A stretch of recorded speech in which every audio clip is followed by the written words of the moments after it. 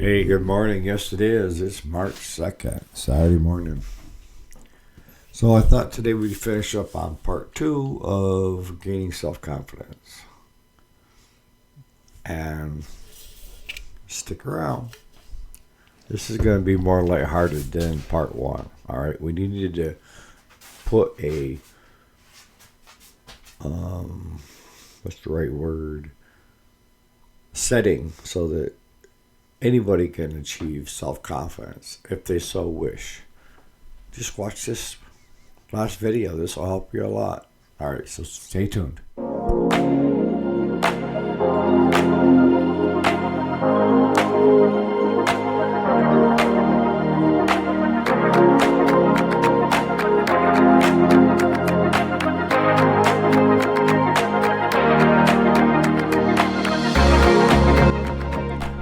Alright, so welcome back to the channel. My name is Eric, and this is part 2 of gaining self-confidence. And if you listen to part 1, it was kind of laid my soul out there for you guys to see and to analyze and to say, you know what, we're not so much different. Because I know a lot of people that lack self-confidence and would love to be able to have self-confidence. And I've seen people that were people pleasers that couldn't get past that. And I've been around people that thought they had something to prove to everybody else. But the common denominator yesterday's video was I. Right. The change has to come from within. It's not external. See, that's where everybody gets screwed up. That's where I was screwed up. Is I was thinking it was external in the way of the setting, the people, the location, the environment, blah, blah, blah. And it had nothing to do with that. But it had 100% to do with what I thought of myself. Introvert, prover, to finally figuring it out. I know, does the video end right there?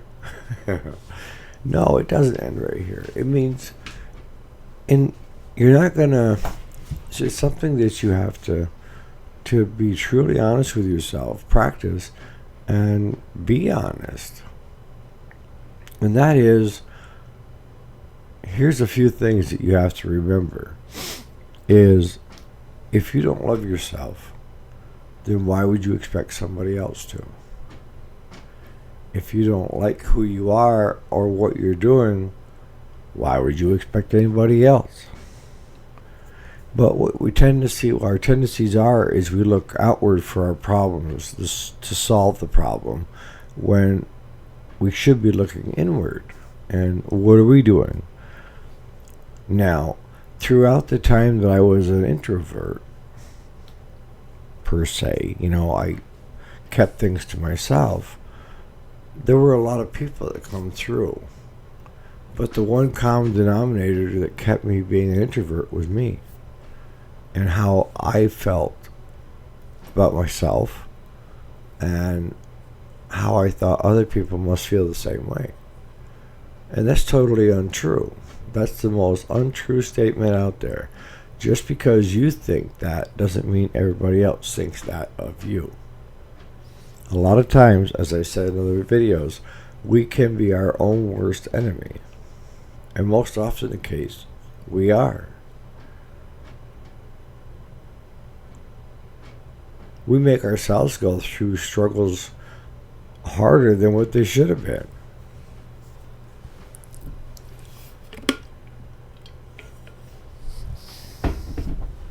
It's about time, and a good time is today to start, is cut yourself some slack. That's the first thing. And understand that a lot of people are just like you and me, okay? And as we've talked before, as you time, experience, the wisdom, same holds true for self-confidence. The more time you have in it, the more you have to experience it and figure out what's working, what's not working, and then the wisdom which is working, keep that and ditch the rest. But if you don't know what you're looking for, then you may, toss out the baby with the baby water or the something like that. But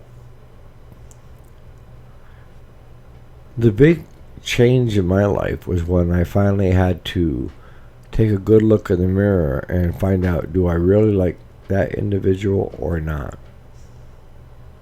And at the time I didn't. I'll be honest with you. But I identified the problem. It was I didn't like the person in the mirror.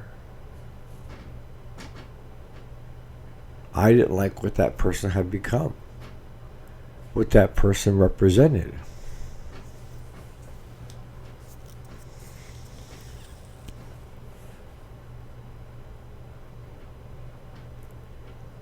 And I'll tell you, folks, that it took a while of practicing. And you may think this is hilarious, and it is to a certain extent. But that mirror became my best friend. Because I would go by that mirror that I had in the bathroom. And I had to change the way my mind thought. Okay? Instead of taking outside info, I needed to keep it that mirror. Because that mirror was me. That's the only one that had the ability to change me. Nobody else. You cannot change someone unless they want to change. So, I started off with writing down things that I did like about myself. And giving myself compliments in the mirror. You did your best as being the father, You're a good farmer. You're a good this. You're a good that. A good friend, Excuse me.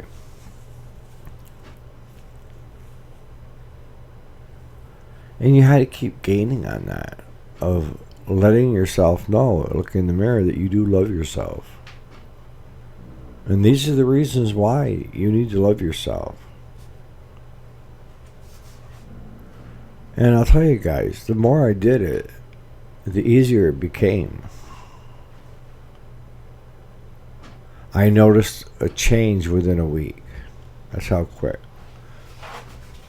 Instead of sitting there just chewing on something, unwilling to let it go, I had that ability to let it go.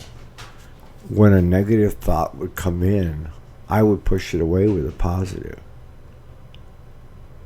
Instead of allowing that negative to create more negatives.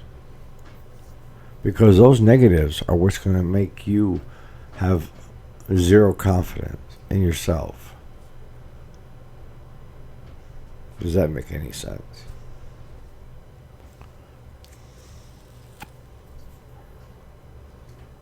Now, as I said in yesterday's video, if you grew up in a steadfast household where you had both parents there, and you were able to, a good environment where you were allowed to try things and succeed and fail at things, you probably wouldn't get to the point of where I got, right? Because mine was kind of from a broken home, from death and destruction and everything else. But a lot of good came from it as well. And I couldn't see the good at the time. I just saw the death and destruction. And I give myself reasons to feel the way I did.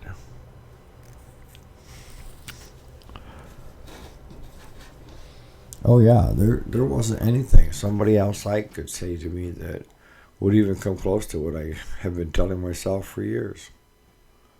See, it all goes back to you. To me. So if you come to me and you say, Eric, how do I change? and become more self-confident. My response is, why can't you love you the way I love you? As a friend, as a, confidant, what have you? You're worth it.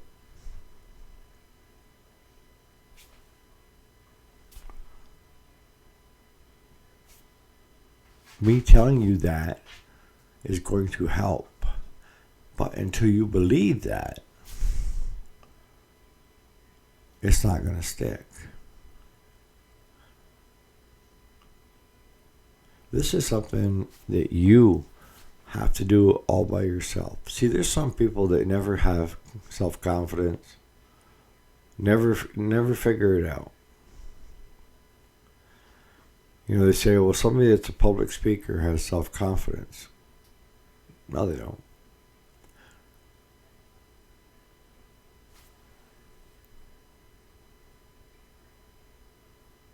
If you do something repetitious over and over and over again, you become better at it, right? Here we go back to time, experience, and wisdom. So if you are a college professor, one of the things that you're going to need to have is the ability to speak, right? Lecture.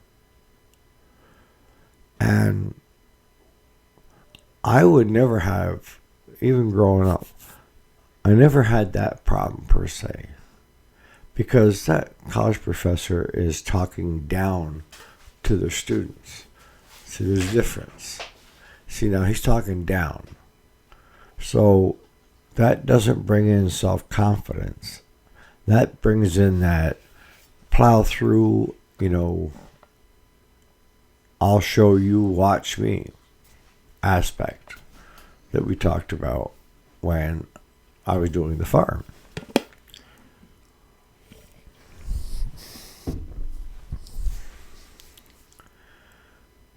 I'll tell you what self-confidence is. And then you get out and about and let me know if you've seen this before. Self-confidence is the person that's in the room that everybody wants to be around, that is just glowing.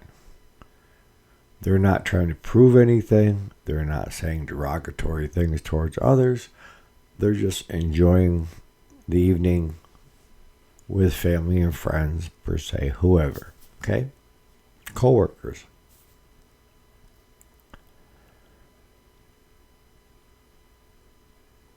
Why are they glowing? And I'm not saying that they're glowing like neon. I mean, you can tell, if a person is just, I'm here, but I want to go, they're more tensed up. At least that's what I've seen. So I'm looking for the person that is confident about themselves, that has nothing to prove, and that will tell you that you may talk to them about a certain, attribute, and they may say, I'm not any good at that. They can be honest because they're honest to themselves. They're true to their core. And that's the other thing, is you have to swap out your core. You need to get rid of that core that's self-doubt and negative, about loving yourself and loving the people around you, and going through life with, I'm not going to let anybody close because all they do is put the screws to me or they let me down. The whole time that people let me down when I was growing up, it wasn't them. I let myself down. I set expectations that were way higher than they should have been on other people. And that's not fair to them. But I remember telling myself, look, I'm not letting them back in to where I can get hurt. And I developed this mantra of not allowing anybody through that brick wall because I didn't want to get hurt. And that goes back to the video that I did on creating the castle with the moat and the alligators. You start building up this wall. And if you do that, you're not a bad person. A lot of people do that. I did that. I built up a wall where nobody could hurt me. And that was the reason for the wall. I mean, you start expecting people to jump through hurdles that are too high.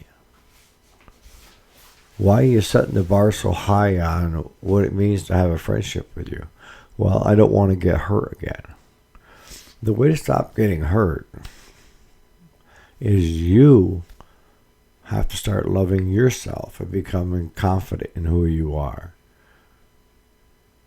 And you're going to also, within that grasp, understand that there are going to be times where you're sad, upset, and that's okay. But that is a moment in time. That does not define you. It's just a reaction to an action. Get through it and move on. Has nothing to do with defining you. It tells you that you're human. You know, we all have loss in our lives and sadness in our life. Upsetment, frustrations. It's all part about being human. It's how we handle it. In the end, it's going to define us. So if you're truly serious that you would like to get some self-confidence, you'd like to start loving yourself a bit more, and you're willing to go along with what I'm telling you, because it doesn't matter. I could speak here for 100 hours, and until you believe it, it's not going to amount to squat. But what I'm telling you is you have to take the I and look at all the I's. I did this. I was that.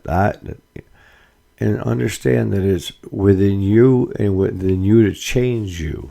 Nobody else can change you but you. And the best way to do that is to get you to the point of where you honestly love yourself and who you are. And if you don't love yourself and who you are, again, the greatest gift God gave us is the ability to change. And I'm not the type of guy that says, fake it till you make it. It's you really have to start with that mirror. Set up a mirror in the bathroom. Most bathrooms have mirrors, right? Go in and have a conversation with yourself. Look at yourself and start to figure out, why am I being so mad at myself? Why am I letting myself down so much? And with that, you will start seeing a change. It may take a couple weeks, but you can't let up. You have to let yourself know all the good things about you. And if there's things about you that you want to change them.